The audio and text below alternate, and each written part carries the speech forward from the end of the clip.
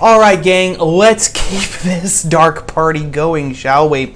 Here's a story. The 2020 census data has finally been released. It was late, of course, because of COVID, blah, blah, blah, blah. And it found something very interesting. That for the first time in American history, since the census actually started in 1790, the white population of the United States shrank nationally. Not just in one state, not just in a couple of states because of people moving, because of immigrants clustering in that state or in a particular area of that state. No, across the board nationally, the white population in the United States shrank. The Associated Press put it like this: Census shows U.S. is diversifying, that's a very nice way of putting it, white population shrinking. The new figures offer the most detailed portrait yet of how the country has changed since 2010. Americans continue to migrate to the South and West at the expense of the Midwest and Northeast, the figure showed.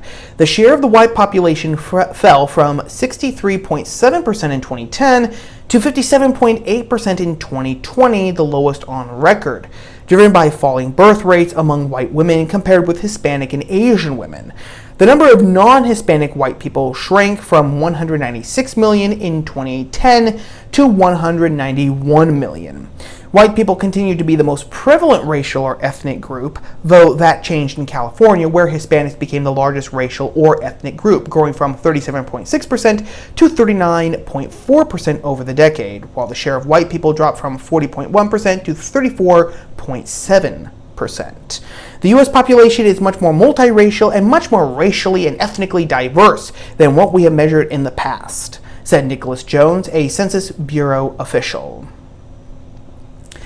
Now, why is this important? And just to be upfront with everyone, gang, whatever I say is going to be construed as being bigoted, hateful, racist, etc., etc., etc. So I'm just going to go out with both barrels blazing, okay? Now, both barrels blazing for me, okay? I'm not going to go on a racial rant, but to the left or to anyone who harbors sentiments that are at home with the left, that are cozy, that snuggle up with the left, they're going to use all those terms to describe me. Because if you open your mouth to say anything about this except to applaud wildly about it, then that automatically makes you a racist, and that's proof that you are a white supremacist and probably are a Klansman. FYI, I have my robes behind this door, you know. That's a joke, people. That's a joke, okay? Don't ban me, YouTube. That's a joke. Maybe I'll be like Ben Shapiro and just edit out that joke because I don't want to be boycotted. Anywho, what does this mean? Why is this important? Well, it's important for a couple of reasons, gang. In the first place, it shows that the left, once again, is a liar. Remember, are you familiar with replacement theory, where so-called conspiracy nutjobs on the right were berated for saying that the left basically wanted to replace the Caucasian population of the United States with immigrant populations, because guess what? Immigrant populations, with a few exceptions, predominantly tend to vote Democratic. These people were called racists, they were called nutjobs, and yet right here we have proof that this is actually what's happening. Okay, there is a replacement theory, there is a replacement going on. All right, now just from the census data, just from the data itself, we're just going on that, just from the census data itself, we would not automatically have proof that there is some grand scheme from the top, some Illuminati organization that is pulling the strings on this. But we can honestly say that there is a replacement going on. The Caucasian population is ceding ground to immigrant populations. Okay, people who have come, Hispanic people who have come from Central, South America, and people from Asia, people like that. Now, this is serious because more often than not, these new immigrant populations are not. We do not assimilate people anymore. The United States is no longer seen as an actual homeland. The United States instead is seen basically as a supermarket or as the Mall of America. America is now the Mall of America. Anyone can come in, and as long as you obey just the few lowest denominator rules, don't shoplift, clean up after yourself, be polite to other people, anyone can come in and anyone can basically shop wherever they want, however they want. That's what America is. It is just a conglomeration of endless economic choices that allow you to enrich yourself, to amuse yourself however you want. That is the idea of America, on the left and on the right, actually.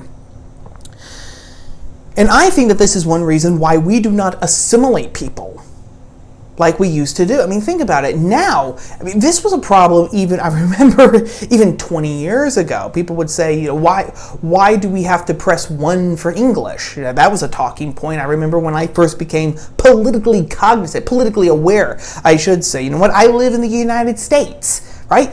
English, while we don't have an official language, English is our de facto language, national official language, because we were settled by Anglos, by Englishmen. So why do I have to push 1 to speak English? Why can't the people who are coming here and who ostensibly want to become Americans, why can't we simply teach them English?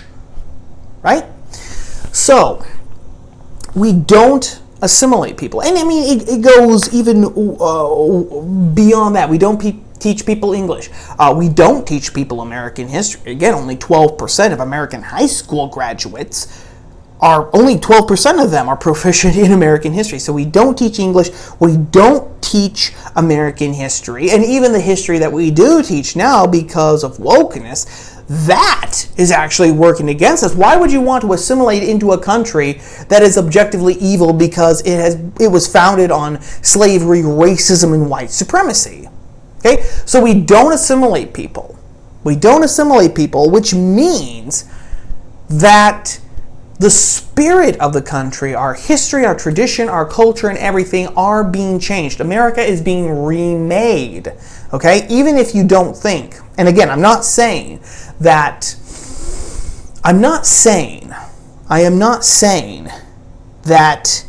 America had to be filled necessarily with white people in order to be American. I'm not saying that at all, okay? Because you could have the exact same situation. You could have a ton of people from Russia, from Uzbekistan, from, let me see, where else? From Georgia, the country, not the state, from Austria, from Slovakia, from the Czech Republic, etc., etc., etc. You could have a whole ton of people from those countries come in, and if they weren't properly assimilated, you would have the exact same problem. Instead of push 1 for English, push 2 for Spanish, you might have push 1 for English, push 2 for Russian. In which case, the same argument would apply. Why the hell should I push 1 for English? Can't these people from Russia be taught English? So then we can all communicate with each other. So I'm not saying that you just need white people in America as a majority for America to be America. But you definitely need people who are loyal to her history, to her culture, to her traditions, to her ideas, and who have a love for the land itself, who don't just see it as an economic possibility. Because if you don't, you're not going to have a country anymore.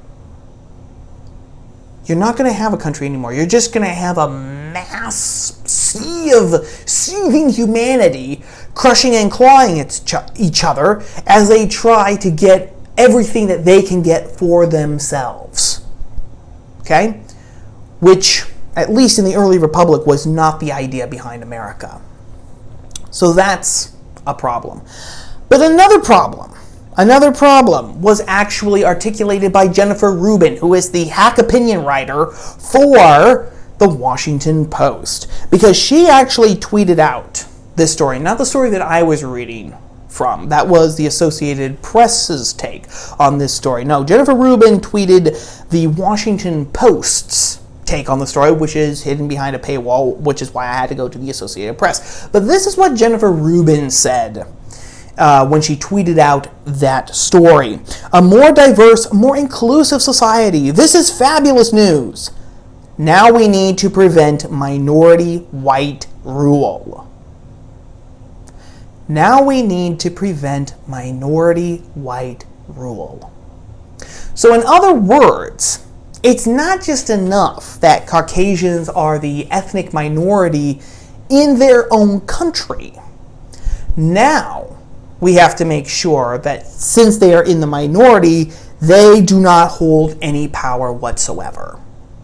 And that's the real kicker that I take. That's the real message that I take from this story, gang. Not just, oh my God, the white population is declining. Oh my gosh, it's the end. We're going to have to, like in one of those old comedies or whatever, we're going to have to leave the neighborhood, right? The black family just moved in. The neighborhood's been broken. The tenement house has been broken. We've got to pack our bags and move, mama. I'm not saying that at all, gang. But, okay? But, what Jennifer Rubin tweeted out today in regards to that story lays the real agenda out. It lays the real agenda out. The left wants you not just to be the minority population, but they want you to be a minority population with absolutely zero power or influence. They basically want you to be the serfs of this grand new country that they are in the midst of refounding. Now, what is interesting about all this is, if you will actually notice from her Twitter page, Jennifer Rubin happens to be a white woman. So why would she actually be celebrating this? And why would she be saying that we need to prevent minority white rule? Because after all, she's a white woman. So doesn't that mean that she's, cutting her own throat? En contraire, gang. Au contraire. No.